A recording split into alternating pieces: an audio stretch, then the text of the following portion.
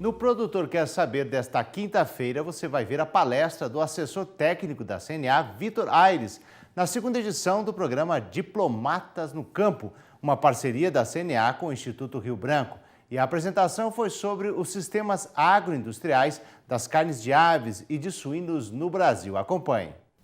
Falando então dos sistemas agroindustriais de aves e suínos, inicialmente eu vou começar falando um pouco dos números do setor, mas eu vou passar rápido em relação a essa questão, porque, no final das contas, eu acho que esse estreitamento, né, da nossa relação CNA e o pessoal aqui, né, vocês, senhores e senhoras do Itamaraty, é exatamente que vocês tenham acesso a esses dados e essas informações toda vez que precisarem, nos procurarem, né, e então vão ter a informação de fácil acesso, rápido acesso. Esse é um dos principais trabalhos da CNA, é subsidiar todo o governo e todos os órgãos a terem informações de qualidade e respaldo. Mas, falando, então, rapidamente da avicultura brasileira, inicialmente, é a carne mais produzida e consumida no Brasil. A gente produz 13,4 milhões de toneladas por ano. E tem uma estimativa que, em 2019, a produção de frango vai ser igual à produção de bovinos, somada à produção de suínos. Essa é a importância desse setor para a agricultura brasileira. E é a carne mais consumida, obviamente, pelo brasileiro e também a carne mais exportada. Ela já faz parte, né, é o quarto principal produto da nossa balança comercial de todos os produtos. E nosso frango ele está em 160 nações diferentes, o que reafirma o que o Juliano estava conversando conosco um pouco antes. Para a gente conseguir garantir essa qualidade, a gente garantir essa carne para o mundo, a gente tem que estar realmente dentro das regras, porque o frango, atualmente, a gente coloca nos principais mercados mundiais. Então, o que eu falo é Europa, Japão, os mercados mais exigentes em qualidade, nós colocamos nosso frango lá.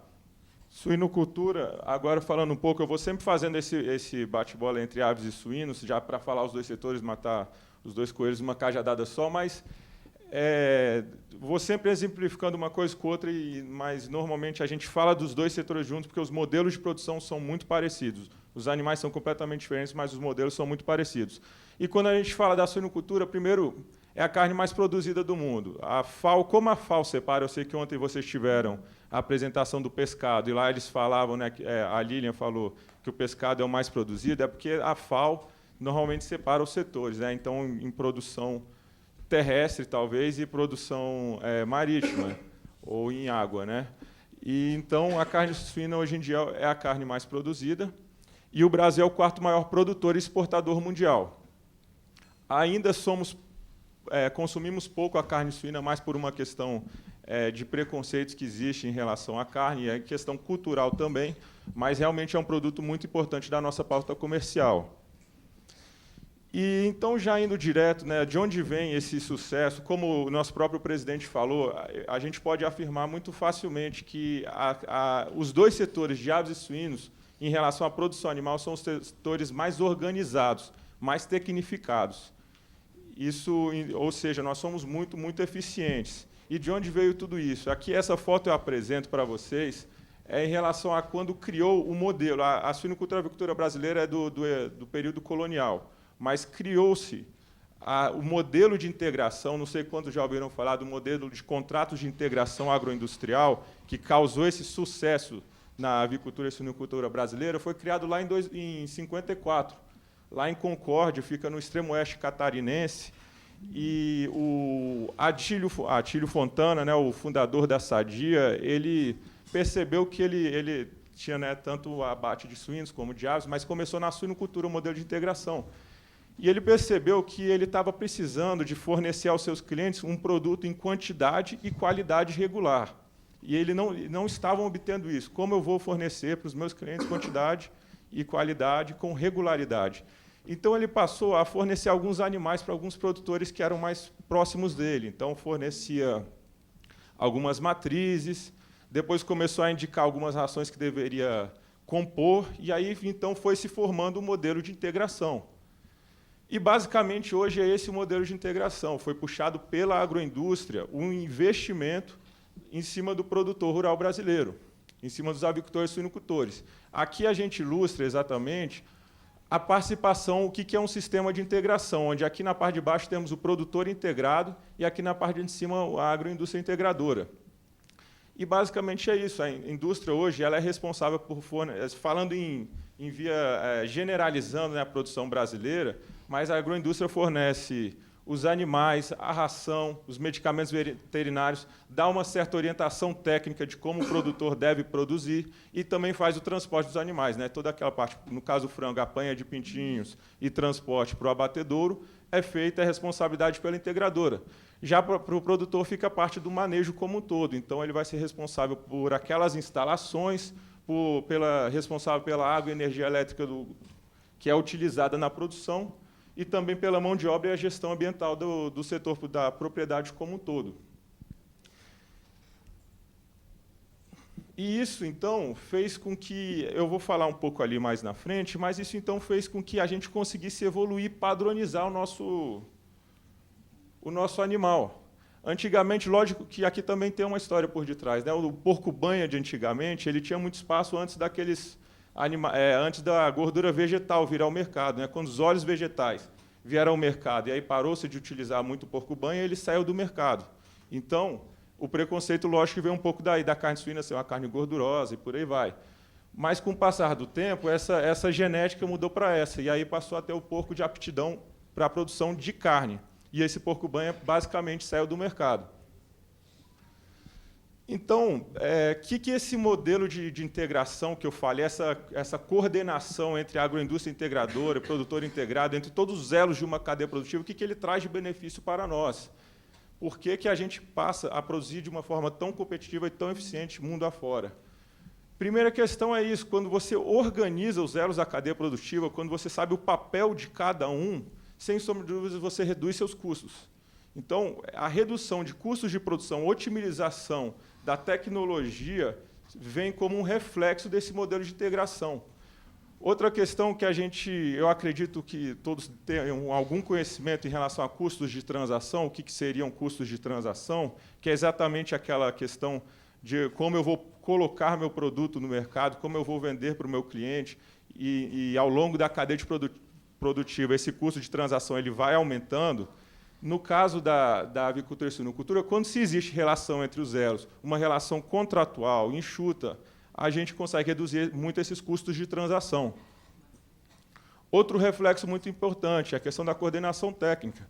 A agroindústria ela tem uma capacidade de internacionalização muito alta, né, de agregação nas cadeias de valor ali mundo afora. Então, aquelas tecnologias que são implementadas, que a gente sabe que são eficientes e que funcionam, ela consegue implementar junto com os seus produtores integrados. Ela consegue, então, orientar e indicar o que deve ser feito, como deve ser o reinvestimento. E esse é um grande foco da avicultura e suinocultura brasileira. É o investimento em tecnologia muito alto, né, o que o pessoal chama de Technological Trade Mill, que é exatamente aquela esteira tecnológica. Na avicultura e suinocultura brasileira, isso anda muito rápido. E, por último, é a velocidade de resposta, né, a adequação à demanda. A gente conhece muito básico, muito fácil, a lei de oferta e demanda, certo? E, então, quando você tem uma demanda, como, por exemplo, vamos exemplificar na avicultura, é um animal que é abatido em 40 dias. Então, é um ciclo de vida muito curto. E a indústria coordena toda essa produção. Então, fechou o mercado, né? Vamos supor, a Rússia fechou para nós, ou a União Europeia embargou nossa carne, muito rapidamente a agroindústria integradora consegue reduzir sua oferta. Exatamente porque o período de maturação, para depois você repor a sua oferta àquela demanda, é muito rápido, diferentemente de outros setores. Eu falo, por exemplo, não querendo falar negativamente, mas no caso da pecuária de corte a gente vê muito. Quando o mercado está ruim, o produtor começa a matar a fêmea, começa a matar a matriz, menos oferta de bezerros, menos oferta de carne. Quando o mercado se recupera, até repor aquelas matrizes, elas produzirem aqueles bezerros, e aqueles bezerros engordarem, já passou muito tempo, e o mercado fica desestabilizado. Esse é um ponto positivo, um diferencial competitivo em aves e suínos. Tanto a coordenação quanto o período, o ciclo de vida desses animais. Essa imagem, eu gosto muito dessa figura, porque ela ilustra muito bem todo o sistema agroindustrial de aves e suínos. Então, aqui está desde daquela genética, né, aquelas que a gente chama de linhagens puras, até chegar ao consumidor final, e aqui está o principal insumo. A gente pode falar, muitos falam que frango e suíno nada mais são do que um saco de milho. Um frango é um saco de milho, porque consome muito soja e milho praticamente, e então por isso que a gente colocou aqui, incluiu esse ponto aqui na minha apresentação. Mas, iniciando então, né, quando a gente fala da produção de genética de alta eficiência aqui, primeiro, os bisavós e linhagens puras, ainda a gente é dependente do mercado internacional. Nós importamos muita genética, especialmente da França e outros países, Estados Unidos também. Mas aqui já essa parte, a agroindústria integradora, como eu falei que existe uma correlação, né, uma coordenação na cadeia produtiva, ela também é responsável por essa produção. Existem empresas de genética privadas, mas existe também, as principais integradoras, elas têm sua própria indústria de genética. E, então, aqui eu separei exatamente o que a agroindústria integradora é responsável, como eu havia falado. Então, os incubatórios, né, incubatório é exatamente para transformar um ovo num animal, tá certo? Então, todos esses incubatórios basicamente são isso. A gente importa, hoje em dia, por questões sanitárias, a gente só importa ovos, hoje não estamos importando animais vivos, certo, doutor Décio? Por alguma questão de segurança sanitária atualmente, que eu vou falar um pouquinho ali na frente. Mas, então, toda essa parte do incubatório, as integradoras possuem, elas também possuem suas próprias fábricas de ração, elas atuam no mercado para aquisição das matérias-primas, milho e soja. Milho elas compõem grandes estoques, vão comprando no mercado nacional. Soja já pode operar, né, em operações de hedge na Bolsa de Valores, mas também elas conseguem fazer grandes aquisições aí para fabricar ração, que é o principal custo de produção na avicultura e suinocultura brasileira. Como eu falei, um frango quase é um saco de milho. Então, aqui entram os produtores integrados. Existem aqueles produtores, né, que são chamados os matrizeiros, produtores de ovos férteis, e existem também os terminadores, que são os principais produtores, os avicultores brasileiros, que a gente tem mais ou menos 130 mil avicultores no Brasil. Eu apenas apresentei a cadeia produtiva aqui, né, o sistema agroindustrial da avicultura, mas da suinocultura é basicamente idêntico, só que sem os incubatórios. Mas a mesma questão de uma demanda por genética, por linhagens puras internacionais, a gente ainda possui. Suinocultura é basicamente a mesma coisa, tirando os incubatórios.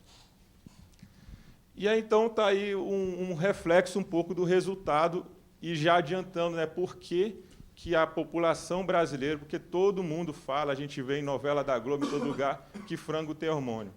Porque não queriam justificar como que um frango que pesava 1,5 kg, uma conversão alimentar de 3,5, eu explicando um pouco o que é conversão alimentar, basicamente, quantos quilos de ração o frango precisa de comer para desenvolver 1 quilo, para ganhar 1 quilo de peso.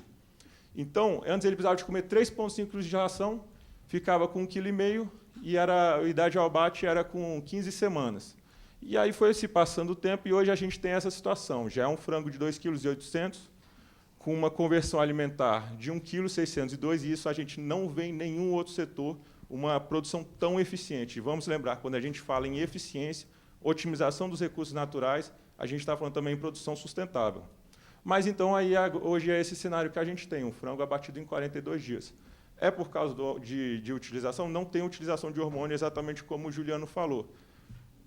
Vocês devem lembrar bem, quando a época de segundo grau, quando a gente tinha aquelas aulas de biologia que falava do fenótipo, né? Fenótipo é igual a genética mais ambiente, ou vezes ambiente, não me lembro bem.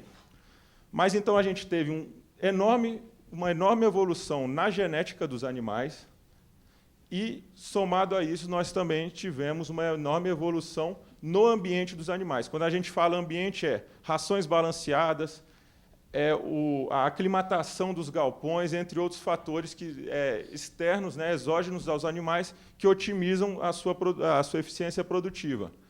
Então, aqui, só para colocar, né, a avicultura convencional, ainda existe um pouco no Brasil essa avicultura assim convencional, onde você pode perceber que não existe uma aclimatação muito séria, e aqui a gente vê uma avicultura de ponta brasileira. Vou chamar a atenção dessa figura também, só para expressar em relação, eu acho que foi a pergunta de 2 colegas em relação ao bem-estar animal. A gente não pode afirmar, assim, a gente não pode focar que bem-estar animal está atrelado ao animal criado solto, ok? A gente, por exemplo, só levar em consideração a questão dos gatos, certo? Gato doméstico não tem maus tratos porque ele está dentro de casa. Eu falo isso porque o frango ele é um animal com aptidão para viver. Assim, a genética que a gente desenvolveu é com esse foco realmente em produção indoor, né? Então, não existe maus tratos porque ele não está solto. E aí, então, a gente desenvolveu, né, somado todos esses fatores que eu tenho apresentado, aqui é só para dizer um pouco do que a gente desenvolveu. Com toda essa produção, essa forma, esse meio de produzir, a gente tem, basicamente, o suíno e o frango mais baratos do mundo.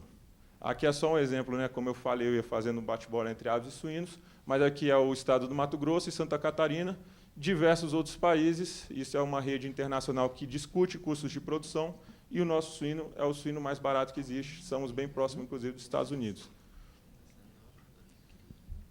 Outro fator, como eu falei anteriormente, em relação à otimização dos recursos naturais. A gente, por ter condições, temos um clima tropical no nosso país, não precisamos, porque quando a gente vai em países muito frios, ou países de clima temperado, no calor, eles têm que resfriar os galpões. No frio, eles têm que aquecer os galpões. O gasto energético é muito alto. Já nós não temos tanto problema assim. A gente consegue controlar o ambiente, a temperatura que o frango vai viver ao longo da sua vida, sem gastar muito. E aí o reflexo é isso. Esse foi um estudo realizado por essa consultoria e demonstrou que o Brasil consegue produzir de forma mais eficiente. Agora, já falando um pouco, né, do nosso potencial, a diferença que a gente pode salientar em relação ao Brasil, essa aqui é uma figura, né, a gente pegando ali a Ásia, né, um pouco a Ásia, a gente vê que a população está muito próxima das granjas, tá certo? Então, produção de frango, produção de suínos e a topografia dessas regiões, a gente percebe que está um em cima do outro.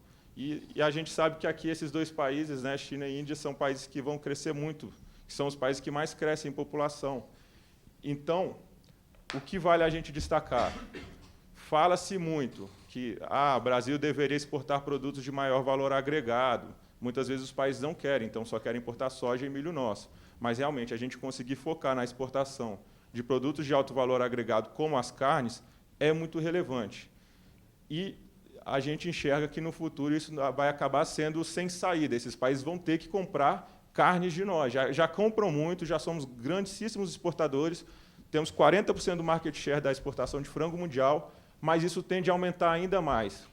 Vamos lembrar, quando a gente exporta um frango, por exemplo, a gente está exportando recursos hídricos e outras coisas, ou seja, esses países vão poder otimizar a utilização dos seus recursos naturais para focar em outros produtos. E isso é muito importante a gente saber vender nosso produto lá fora dessa forma.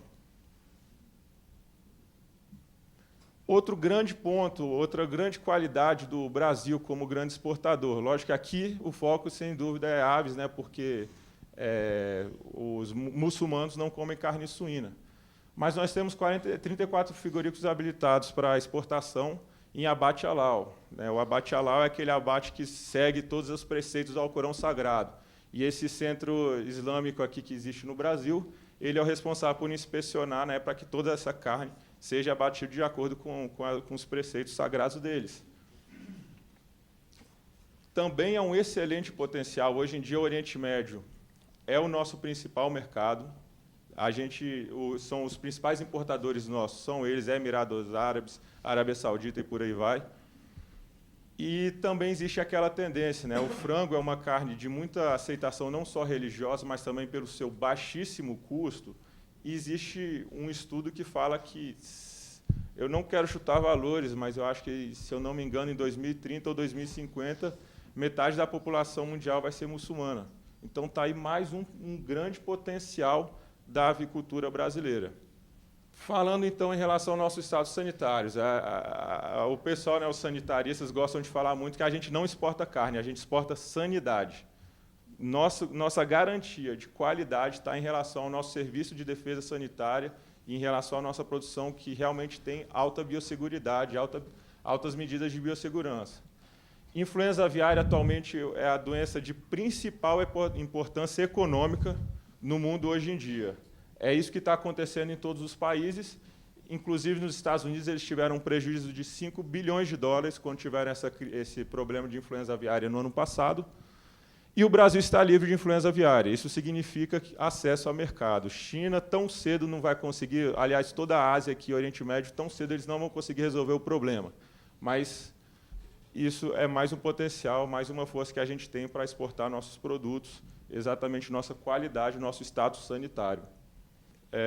Falando rapidamente de alguns desafios, alguns pequenos desafios, que talvez não seja só do setor da avicultura, mas também de outros setores de produção animal. Como eu falei, o principal custo de produção na avicultura e suinocultura brasileira é milho e soja, é a ração. 80% dos custos de produção, ração. Volatilidade vai continuar sendo um problema, e isso cria instabilidade na nossa produção, esse excesso de volatilidade. A questão é, em outros países, eles não precisam de se preocupar tanto com isso. Aqui é só a população de suínos na União Europeia para exemplificar, mas por lá existia um alto grau de subsídios, né, na suinocultura, eles conseguem utilizar vários produtos que são menos eficientes e são muito mais caros do que milho e soja. A gente é competitivo porque a gente, além de ser intensamente tecnificado, nós temos milho e soja em abundância, mas a partir do momento em que existe algum problema na aquisição de milho e soja, como foi no ano passado, por exemplo, eu não sei se os senhores ficaram sabendo, que tivemos um problema de desabastecimento de milho, altas cotações, por aí vai, a gente perde em competitividade, coisa que alguns dos nossos competidores não precisam de se preocupar.